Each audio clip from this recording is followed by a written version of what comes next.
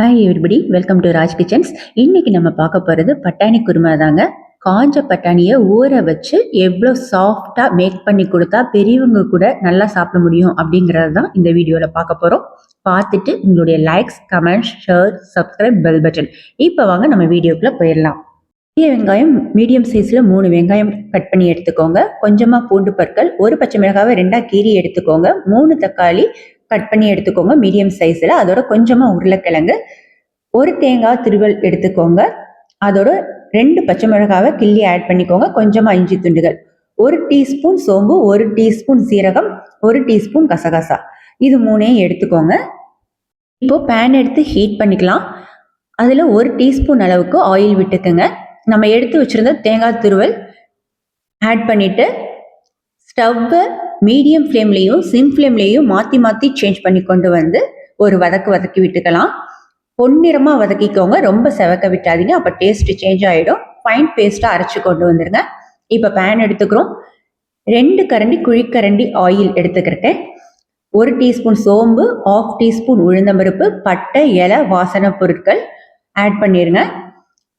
அதோட பச்சை மிளகாவையும் ஆட் பண்ணிடுறோம், பூண்டு பற்களையும் ஆட் பண்ணிடுறோம், வெங்காயம் ப்ளஸ் தக்காளி இது எல்லாத்தையுமே ஆட் பண்ணிவிட்டு அதோட 1 டீஸ்பூன் உப்பும் ஆட் பண்ணிடுங்க.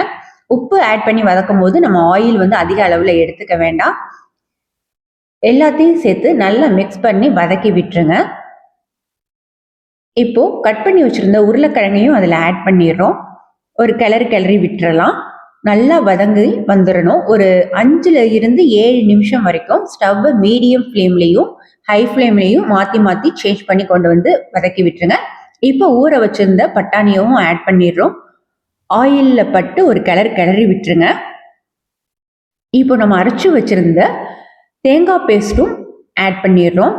ஆட் பண்ணிவிட்டு நான் மிக்ஸி ஜார் வாஷ் பண்ணி அதுலேயே ஆட் பண்ணிக்கிறேன். ஏன்னா அந்த பேஸ்ட்டு வந்து வேஸ்ட்டாக போகக்கூடாது அப்படிங்கிறதுக்காக நான் அந்த மெத்தட்ஸ் எப்போதுமே யூஸ் பண்ணுவேன்.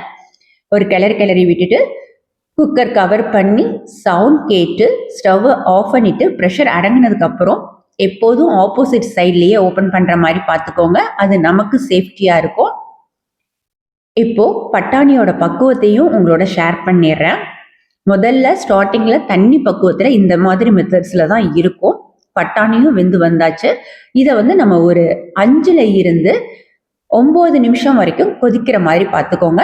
அதிக அளவில் கொதிக்க விட்டீங்கன்னா தேங்காவோட ஆட் பண்ணியிருக்கும் போது ஒரு மாதிரி தரட்டு தன்மையாக வந்துடும். ஸோ 5 இருந்து 9 நிமிஷம் வரைக்கும் ஸ்டவ்வு மீடியம் ஃப்ளேமில் வச்சு கொதிக்க விட்டுக்குங்க. அதில் கொஞ்சமாக கருகப்பிள்ளையும் ஆட் பண்ணிடும், 1 டீஸ்பூன் மஞ்சத்தூள், இறக்கக்கூடிய நேரத்தில் நெய், இது 3ஐயும் ஆட் பண்ணி ஒரு கிளறி கொண்டு வந்துடுங்க.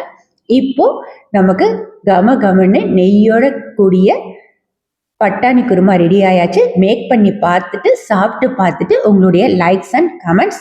தேங்க்யூ.